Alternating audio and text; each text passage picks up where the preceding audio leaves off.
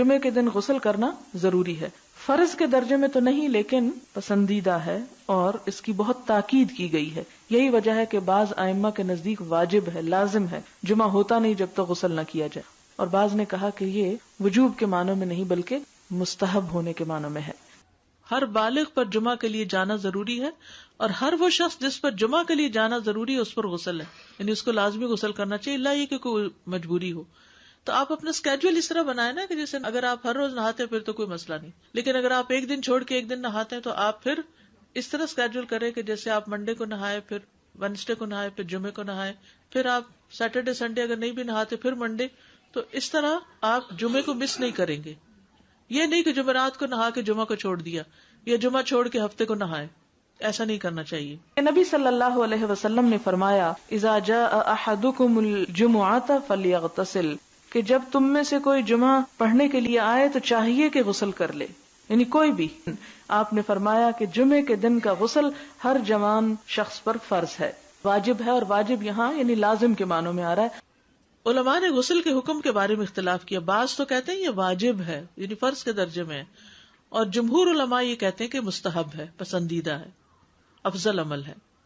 حدیث میں آتا ہے جس نے جمعے کے دن وضو کیا اس نے اچھا کیا، اور جس نے غسل کیا تو یہ افضل ہے. عمر بن خطاب اس اسنا میں کہ وہ کھڑے تھے جمعے کے دن خطبہ دیتے ہوئے، اذ جاء رجل من المہاجرین الاولین، جب آیا ان کے پاس ایک شخص مہاجرین میں سے جو سب سے پہلے مہاجر تھے، من اصحاب النبی صلی اللہ علیہ وسلم، حضور صلی اللہ علیہ وسلم کے ساتھیوں میں سے بھی تھے، اور کہا جاتا ہے کہ یہ حضرت عثمان تھے.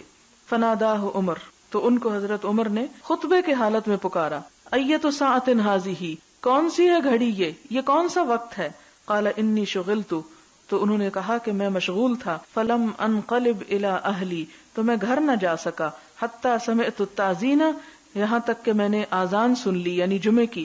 فلم ازد علی ان توضأت، تو میں نے نہ زیادہ کیا اس پر کہ میں وضو ہی کر لوں، یعنی میں صرف وضو کر کے آ گیا. فقال، تو فرمایا کس نے؟ حضرت عمر نے.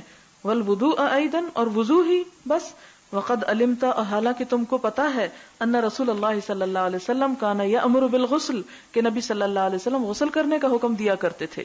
تو اس سے آپ حضرت عمر کے اس کا بھی اندازہ لگا سکتے ہیں کہ وہ سنتوں کی پابندی کرانے میں بھی کس قدر شدید تھے، کہ حضرت عثمان جیسے شخص کو بھی انہوں نے نہیں بخشا، اور خطبے کی حالت میں بھی ان کو سب لوگوں کے سامنے پکڑ کے کہا کہ تم صرف وضو کر کے کیوں آ گئے ہو، نہائے کیوں نہیں.